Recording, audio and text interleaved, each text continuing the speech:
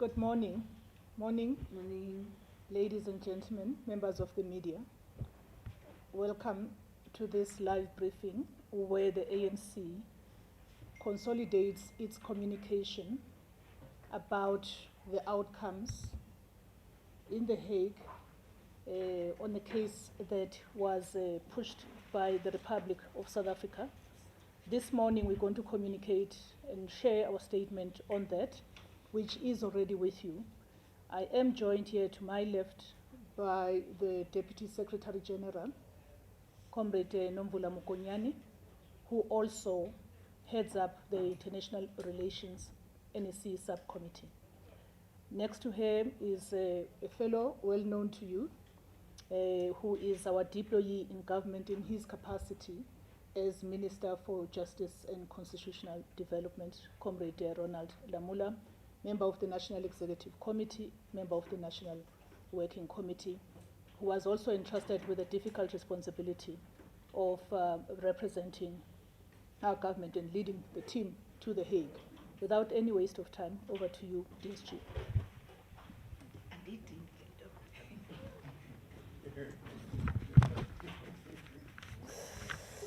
Thank you very much. Good morning, ladies and gentlemen. Comrade Ronald, Comrade Mahlengi. The ANC applauds the International Court of Justice resolute judgment on the genocide case brought by the ANC-led South African government against apartheid Israel. Since the tragic events of October 7, 2023, the international community and the United Nations experts expressed deep concern over the failure to prevent genocide against the Palestinian people. Our commitment to reforming the multilateral system, rooted in the Freedom Charter's principle of peace and friendship, led us to seek justice at the ICJ. Nelson Mandela's words echo in our cause that our freedom is incomplete without the freedom of the Palestinians. The ICJ's ruling on provisional measures is a significant victory for humanity and the Palestinian cause. We acknowledge the ICJ's reliance on UN reports, showcasing moral leadership in support of Palestinian civilians. In the view of the ANC, the provisional measures go beyond a ceasefire, demanding Israel prevent genocide, punish incitement, provide humanitarian aid, preserve evidence, and submit a report within a month. The ICJ's verdict reinforces confidence in international law and the multilateral system. We have also noted the decision to hold aid to the UNRWA. This is a coordinated act of revenge by the colonial powers. It is wholly disproportionate to and diabolically vindictive. The ANC calls for all parties to abide by the verdict, facilitating immediate humanitarian relief and the release of hostages and prisoners. Palestine must be free. The struggle continues. As we celebrate this verdict, we acknowledge the immense losses suffered by the Palestinian people. The two-state solution, embracing peace and justice, must prevail. We encourage Palestinians to hold on to hope and their quest for freedom.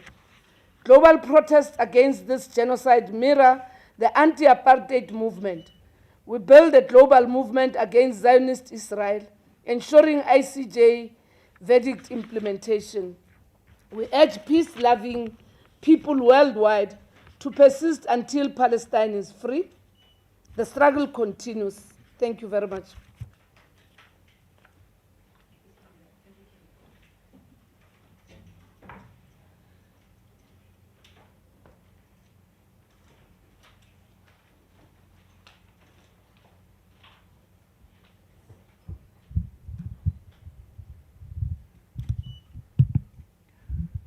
Colleagues, we're just sorting out the mics, DSG, which is what was being requested, because when I was up, it wasn't, so we're just trying to align that for the Q&A.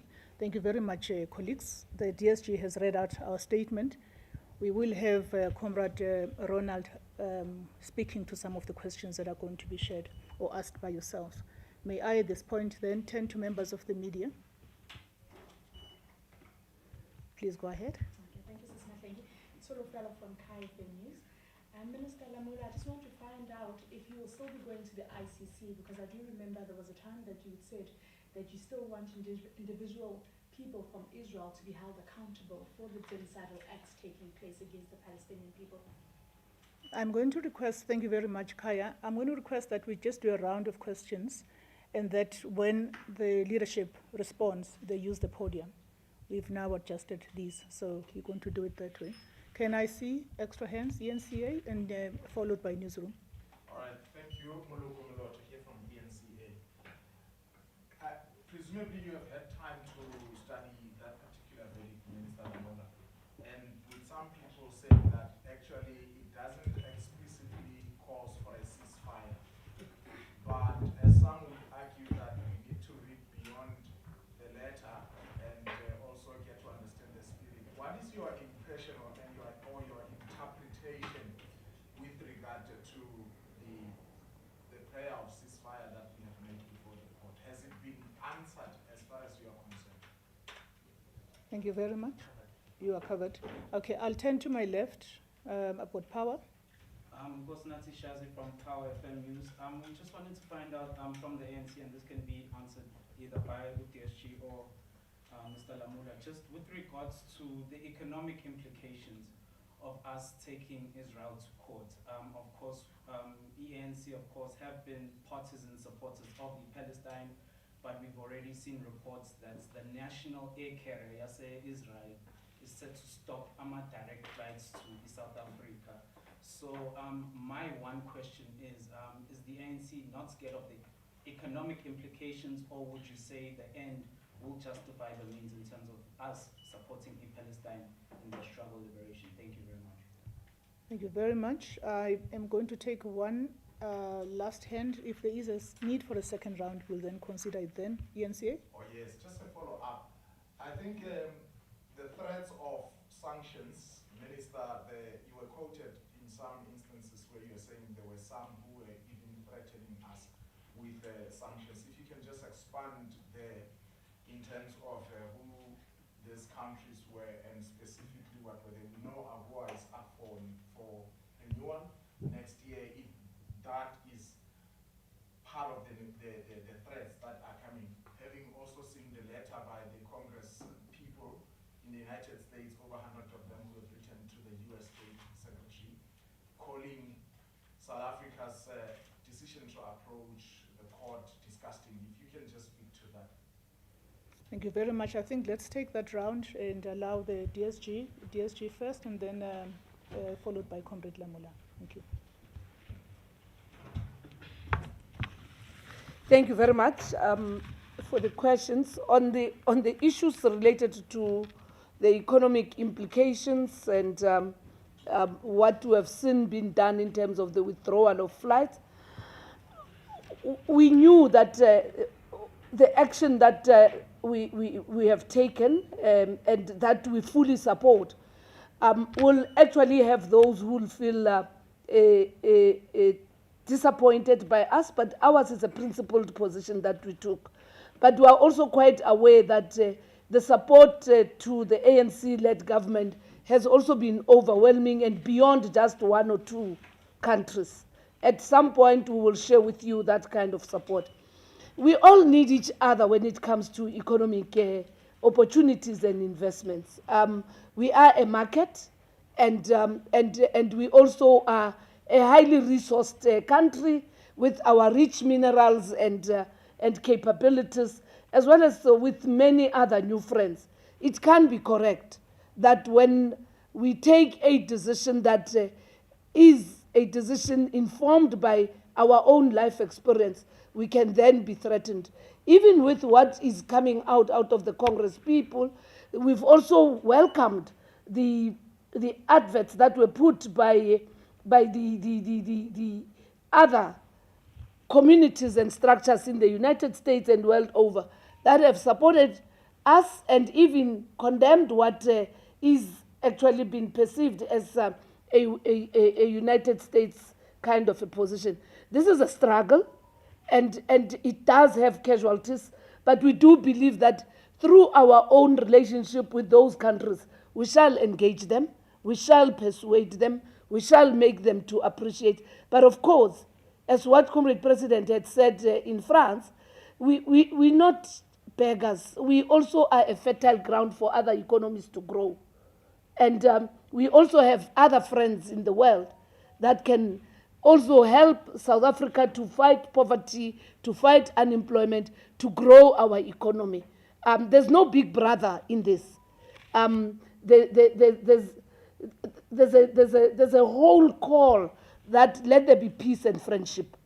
If it comes at a price, we shall overcome, as we did also in our own situation, and where the world also took a stance and put the apartheid government actions as a crime against humanity. So South Africans must tighten the belt.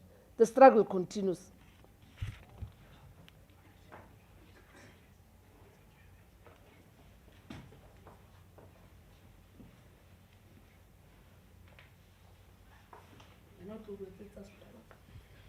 Yeah, no, thank you very much. Firstly, with regards to the ICC and the meaning of the judgment with regards to individual responsible people within the state of Israel. Firstly is that the judgment, although is not binding on the ICC or its prosecutor, but a prosecutor can take into consideration what the judgment has said in or their investigation on the case, on the matters that they're dealing with in Palestine. We have, as you are aware, as the South African government has opened a case with the prosecutor last year, where they have already instituted an investigation. And I believe there are also many other states that have done the same, which the prosecutor is consolidating, is dealing with regards to the crimes in that area, which are falling within the Rome Statute.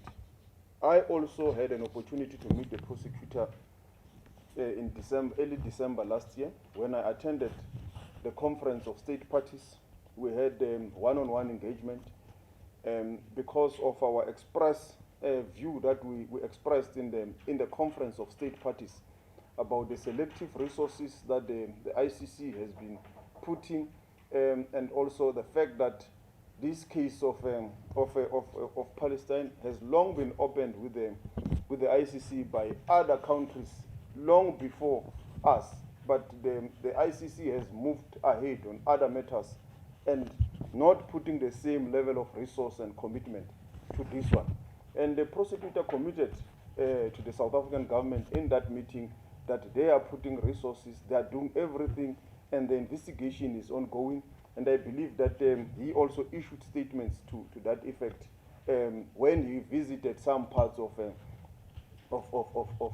Gaza and so forth during that period. But we also issued that statement ourselves after meeting the prosecutor. So indeed, there is work ongoing by the prosecutor of the ICC to deal with individuals responsible on this issue.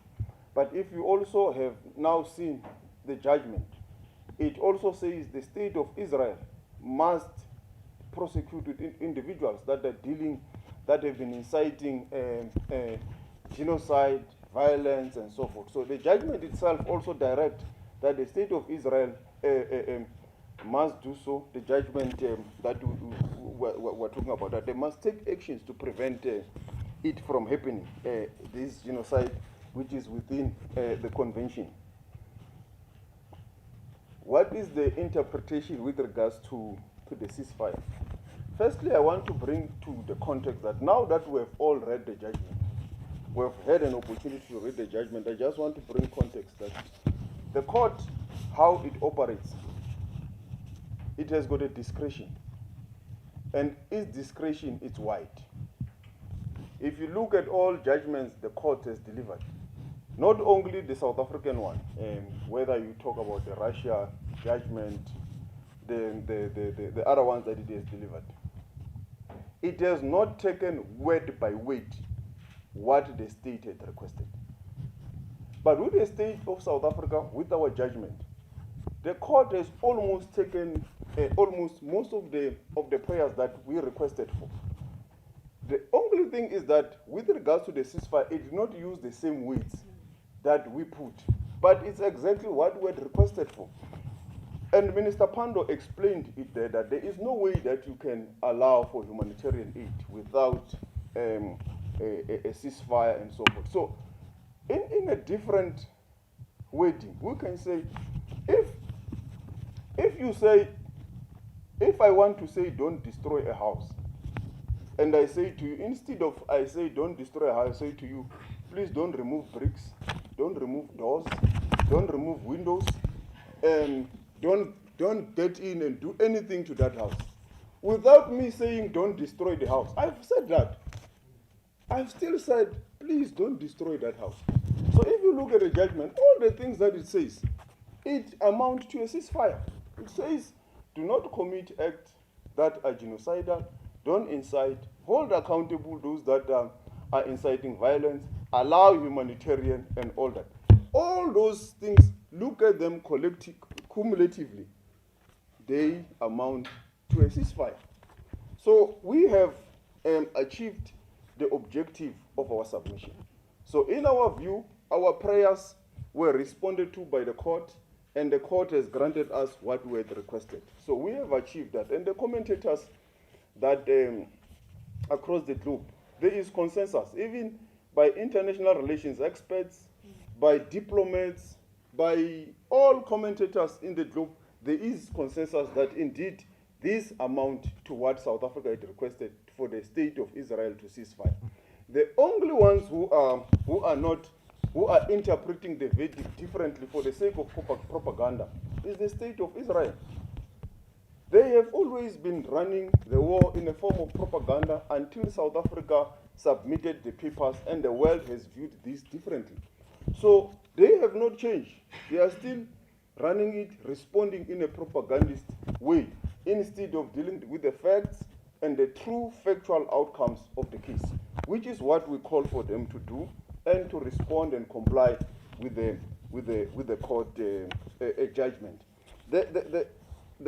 Where you say I've been quoted with regards to being threatened, I said that commentators in South Africa had said that there could be economic repercussions for South Africa and so forth, as and when we're taking the matter. But we stood by our decision and our view, because we believe this was a principled position. And the president also said the same. You will remember in Bombela that there has been commentators that have been saying that, hey, it looks like you have taken more than you can chew. But it has been proven that this principled position has been a correct position and decision by the South African government. And I also said there that I think this also was one of the most courageous decisions by the South African cabinet and also by the president, because you know, when you make submissions, sometimes they can say no, and the president could have said, no, we can't do this. But the president gave us an initiative, he supported the work, and even today he stood very firmly because he believed this is a principle that as a South African government we must stand for. We must be able to speak for on behalf of the children and the vulnerable women and the people of Palestine, standing on the shoulders of giants like Nelson Mandela. Thank you.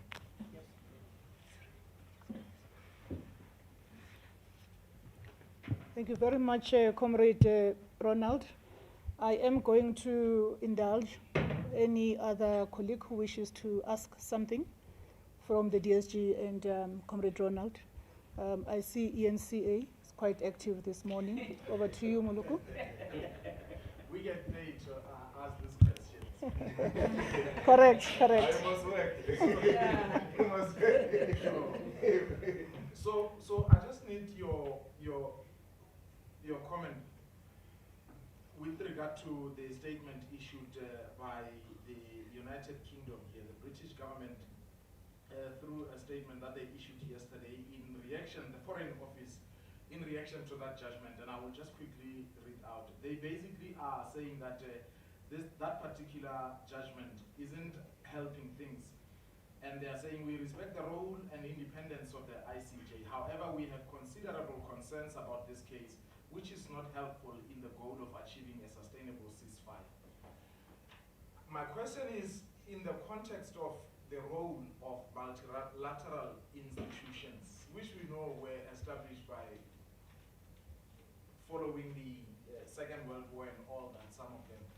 And one would say this, if I were to put it in the inverted commas, these are their laws, these are their institutions, which they would always refer others to. And now they are doubting decisions of the same courts. What is your reaction there? Is this devaluing perhaps the standing of these multilateral institutions? Thank you very much. I don't know if DSG or Comrade Ronald would want to give it a shot. Coming from our 55th National Conference, we did take a resolution that there is a need to review these multilateral bodies and ensure that they are representative and are able to deal with the current demands and issues. We've not seen the statement.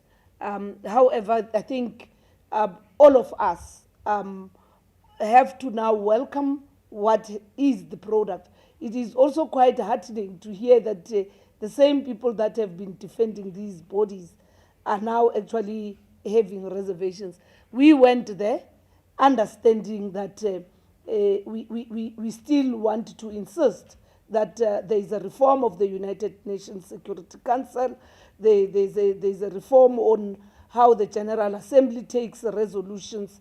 There's a need to ensure that bodies such as the court itself are given the necessary support and also take the kind of consideration they've shown on this one, as Comrade Lamula is indicating that even with the ICC, there are many cases that have been put and have not been attended to. We're not punching above our head. We have mobilized, and as it has happened with our own cause, we do believe that even on these matters, we shall find a better way of making them relevant and being of use, particularly in the interest of the most vulnerable and those that are disadvantaged, such as the situation in Palestine, the situation in Cuba, the situation of Western Sahara. So, yeah, we remain convinced that there is a need for reform. Even the ANC statement today does call for that. Thanks. Thank you very much. I assume that we are done. We're just going to have one final response. And I will also request the DSG and or Comrade Ronald to also just speak about what is next for the ANC in terms of this campaign. Yeah, no, thank you. I think just to add on what the DSG has said on with regard to the multilateral institutions and the comments coming from various countries.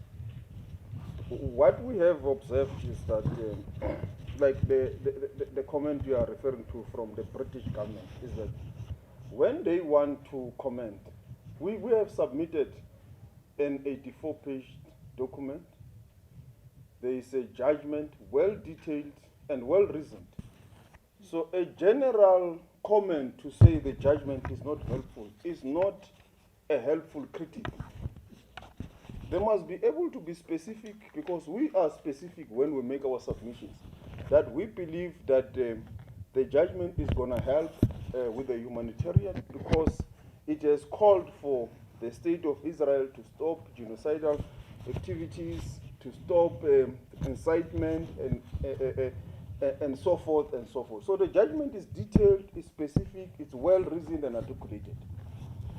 Any government that wants to criticize the judgment or the actions of the South African government must do the same. They must be detailed, they must be specific, so that there should be a proper intellectual engagement. To just make a sweeping statement does not help the international discourse to resolve the solution. So that is what we call for. And this was also some of the what we observed as we're going to attend the court, with the U.S. government just saying in 3 lines, our submission is meritless, is baseless, and so forth. The judgment has proven that our submission had substance, was forensically presented by our lawyers, was well reasoned and well thought of. So anyone who wants to come into the space must do the same. And we also are very happy that there are also many countries across the globe that have welcomed the judgment, they've agreed with the judgment, its substance, its operational meaning, and everything, and they are calling for its immediate implementation. And these are powers and also players in the UN Convention. So that is what must happen, and that is how we must move forward. The last point that Comrade Mahlengi spoke about, I will leave it to the DSG. Thank you.